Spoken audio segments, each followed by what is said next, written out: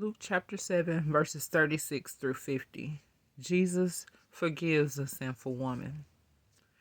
And one of the Pharisees desired him that he would eat with him. And he went into the Pharisee's house and sat down to meat. And behold, a woman in the city, which was a sinner, when she knew that Jesus sat at meat in the Pharisee's house, brought an alabaster box of ointment, and stood at his feet behind him weeping, and began to wash his feet with tears, and did wipe them with the hairs of her head, and kissed his feet, and anointed them with the ointment.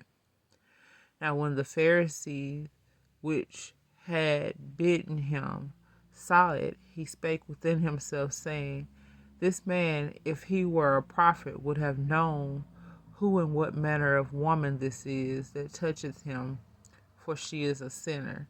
And Jesus answering said unto him, Simon, I have somewhat to say unto thee. And he saith, Master, say on. There was a certain creditor which had two debtors. The one owed 500 pence, and the other 50. And when they had nothing to pay, he frankly forgave them both.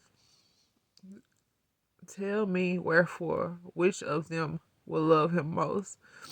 Simon answered and said, I suppose that he to whom he forgave most.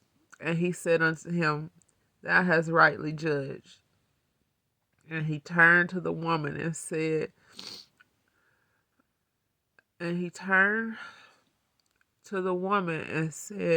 unto Simon, Seest thou this woman?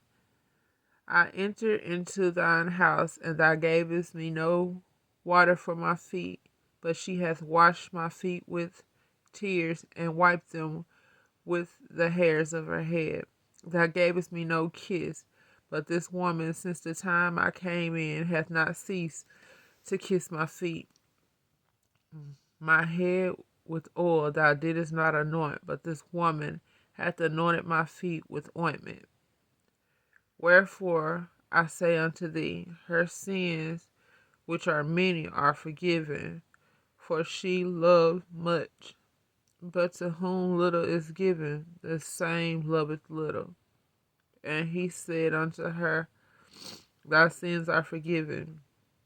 And they that sat at meat with him began to say within themselves, Who is this that forgiveth sins also? And he said to the woman, Thy faith has saved thee. Go in peace.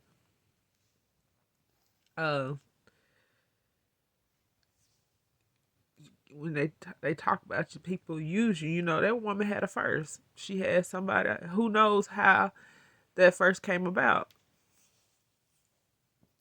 I didn't have a chance to be no virgin and choose if I wanted to be this kind of woman or that kind of woman. I was taken before kindergarten, you know, and it messed me up.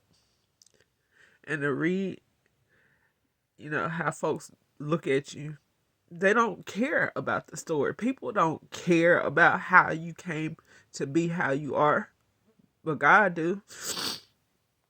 People don't care what your numbers are. It's just, oh, you got them numbers. And some of the ones that only been with one or two people are some of the filthiest people in their heart, in their mind, in the way they carry themselves, because they think it means something or it makes them something. You still evil as hell. You looking down on the very people that Christ came for. If you so perfect and well, he didn't come for you. He came for the people who are sick and who are distraught. I've been going through since I started trying to record this video.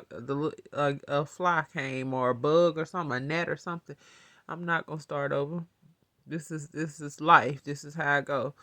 But yeah, reading the word, and when you look at, especially when God done changed you, you look at where you was and how far you come. If it don't move you, something ain't hitting. Something ain't happening right, because I know who and what I was, and I'm still a work in progress, but I done came so far, and I thank God for Jesus. Y'all have a blessed day.